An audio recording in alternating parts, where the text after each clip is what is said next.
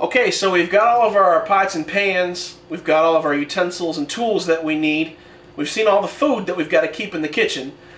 Let's show you the things that lend the flavor to whatever it is you're cooking. Now, first thing I want to talk to you about is garlic powder. Garlic powder obviously gives you a garlic flavor, and you use garlic powder when you can't use the real deal garlic. There are times when you can't use garlic, and so you use garlic powder. Likewise, there are times when you can't use garlic powder, so you use the real deal garlic. So, garlic powder. Crushed red pepper brings quite a bit of heat to the game, and just a tiny little bit of sweetness, but more than anything, a lot of heat right from your crushed red pepper. This is cumin, and cumin brings a smoky, meaty kind of thing. It's very powerful, so a little bit goes a long way. You're going to find cumin in a lot of your Latin cooking. Very good stuff, cumin. Rosemary is awesome on poultry and on vegetables. I use rosemary all the time. Very aromatic, flowery kind of taste. Funny thing about taste is that I can't really explain how something tastes. You're going to have to taste it yourself. A lot of these different spices bring a very unique flavor that you just can't describe, so you're going to have to just bear with me and take my word for it and go get these spices. After rosemary, we've got thyme. Oh, about 2:15. Yeah, it's about 2:15. Thyme is similar to rosemary. It's one of those aromatic flavors. Awesome. Goes good on vegetables. Goes good on poultry, pork. Once again, buy some thyme. This I got from a kid on a corner near the high school. No, I'm just kidding. It's sage. Falls right in line. Rosemary, thyme, sage. I think they wrote a song about that. Lowry seasoning salt. No, never mind. Sage goes right along the line with all of those. Now here's an interesting one. Bay leaves. Bay leaves you put in your stocks, your stews, your chilies, your soups. But you take them out after you use them. You do not keep them in anything you eat because they taste like poop. After they've been cooked, that is. So, do not keep your bay leaves in anything that you've cooked. Paprika lends color and just a little bit of subtle flavor.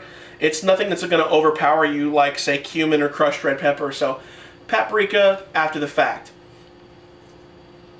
Oregano, once again, is similar to the rosemaries and thymes. Oregano is very, very overpowering flavor.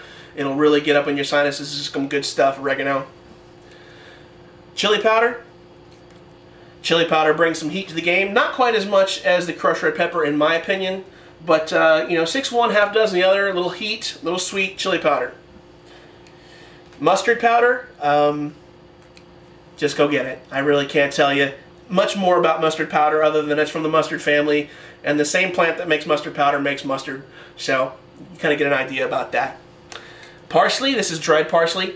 That's usually used after you're done cooking. Toss it on something when you're done. Sometimes you cook with it, but not that often, and so more as a garnish and just a light aromatic parsley. Now, a lot of these do have fresh counterparts that you can use if you want. If you use fresh, keep in mind you have to use double the amount of the dried because the dried has intensified flavors. Now, the last 2 spices, salt, pepper, peppermill, peppercorns. Used fresh ground pepper. Never use the stuff out of a shaker because it's not as good. Salt, there's 20 million different types of salt. There's Morton's iodized, there's sea salt, there's rock salt, there's kosher salt. Kosher salt is cheap, it's good, and it's a lot better than Morton's crap. So, get yourself some kosher salt and the rest of these spices. And as long as you got these, you're going to be pretty well on your way to being able to cook what it is you want to cook. So, let's go ahead and wrap up. I'll put a little bow on this present and we can get to the next episode. That's all there is to it. It's really not that hard.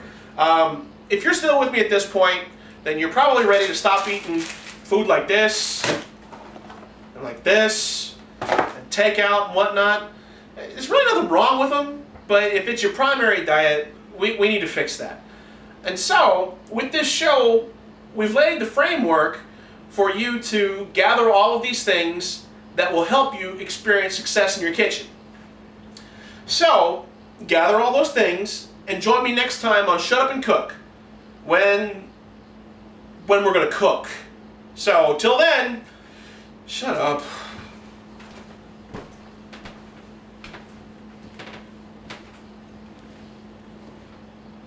Shut up.